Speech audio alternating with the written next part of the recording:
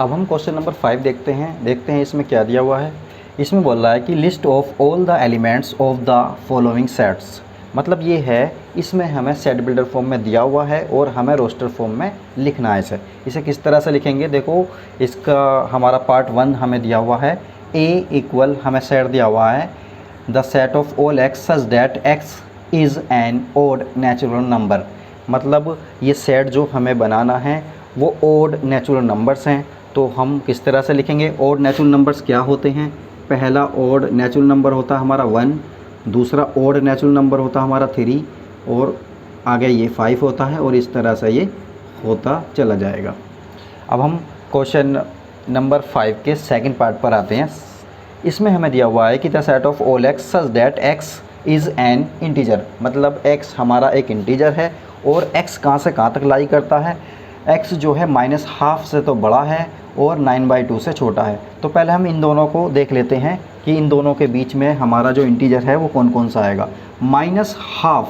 -½ से तो बड़ा होना चाहिए इंटीजर। तो देखो, -½ से बड़ा इंटीजर क्या होगा, 0 होगा। -½ से बड़ा, और देखो यहाँ देखो ये कितना है, ये है हमारा 9/2। 9/2 का मतलब है हमारा 4.5। इससे हम क्या लिख सकते हैं, 4.5। अब देखो 4.5 से छोटा इंटीजर होना चाहिए और 0 से बड़ा इंटीजर होना चाहिए। तो ये हमारा x जो है कहाँ से कहाँ तक लाई कर रहा है, 0 से लेके 4.5 के बीच। तो मतलब 0 तो ये इक्वल हो जाएगा क्योंकि इससे बड़ा हमारा क्या है, ये 0 है। तो एक तो इसमें 0 आएगा, एक तो 0 इसमें इंक्लूड होगा, एक होगा हमारा 4 और उसके बीच के सारे आएंगे। तो इसे किस तरह से लिखेंगे, इसे लिखेंगे इस तरह से। तो देखो 0 -½ से बड़ा इंटीजर क्या होगा हमारा, 0 होगा, उसके बाद 1 होगा, 2 होगा, 3 होगा, 4 होगा, बस 4 तक आएगा क्योंकि ये 4.5 तक है। 4.5 से छोटा होना चाहिए, 4.5 से छोटा 4 होता है। ये हमारा सेट रोस्टर फॉर्म में बन गया है। अब हम थर्ड पार्ट की तरफ चलते हैं।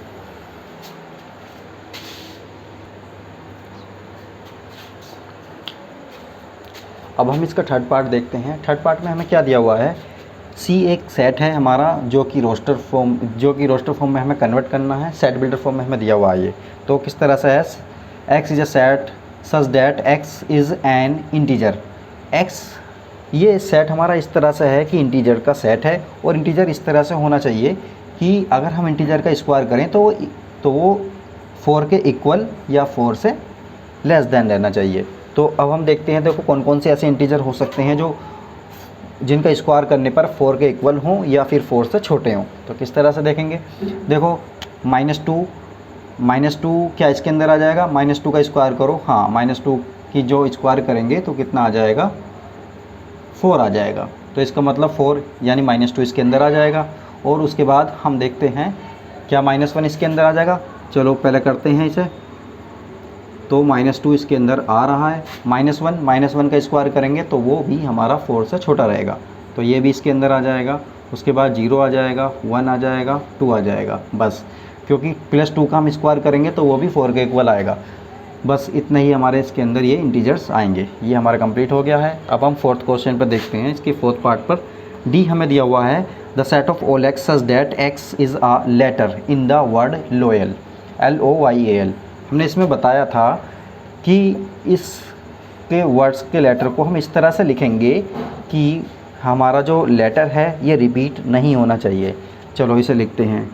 डी इक्वल हमें दिया हुआ है L और कोमा लगा के हम इन्हें सेपरेट करेंगे, LOYA और L हमारा ऑलरेडी आ चुका है। तो बस ये हमारा कंप्लीट हो गया है। अब हम इसके 5th और 6th पार्ट को देखते हैं।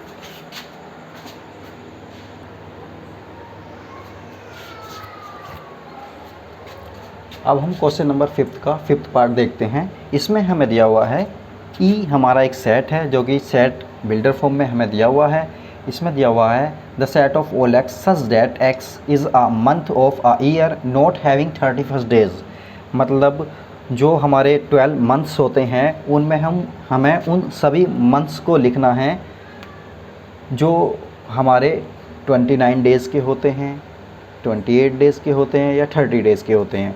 जैसे कि फरवरी हमारा 28 या 29 डेज़ का होता है तो फरवरी को लिखेंगे, अप्रैल जून, सितंबर और नवंबर, इनमें हमें वो छोड़ देने हैं जो 31 डेज़ के होते हैं। जैसे जनवरी होता है हमारा 31 डेज़ का, और भी होते हैं, उन्हें हम छोड़ देंगे, बाकी सब लिख देंगे। ये हमारा कंप्लीट हो गया। अब हम इसके 6 पार्ट की तरफ को देखते हैं। 6 पार्ट में हमें दिया हुआ है the set of all x such that x is a consonants in the English alphabet which precedes के, मतलब जो इंग्लिश अल्फ़ाबेट हैं उसमें वोवेल्स होते हैं और कॉन्सोनेंट्स होते हैं। हमें वोवेल्स को छोड़ देना है और कॉन्सोनेंट्स हमें कहाँ तक लिखने हैं, शुरू से लेके कहाँ तक लिखने हैं, विच प्रीसीड्स के, यानी कि इससे पहले पहले के हमें सारे कॉन्सोनेंट्स हमें इसमें लिखने हैं। तो देखते हैं। देखो सबसे पहला जो अल्फ़ाबेट, जो सबसे पहला जो लेटर होता है अल्फ़ाबेट में, इंग्लिश अल्फ़ाबेट में, वो ए होता है, लेकिन ए तो वोवेल होता है, तो ए को नहीं लिखेंगे, हम बी लिखेंगे, बी, सी, डी, ई नहीं लिखेंगे, एफ, जी, एच, आई नहीं लिखेंगे, जे लिखेंगे, जे लिख लिया, के नहीं लिखेंगे। बस ये हमारा कंप्लीट हो गया। 3, 4, 5, 6, 7, ये 7 आ गए। क्वेश्चन नंबर 5 हमारा कंप्लीट हो चुका है। अब हम क्वेश्चन नंबर 6 की तरफ को चलते हैं।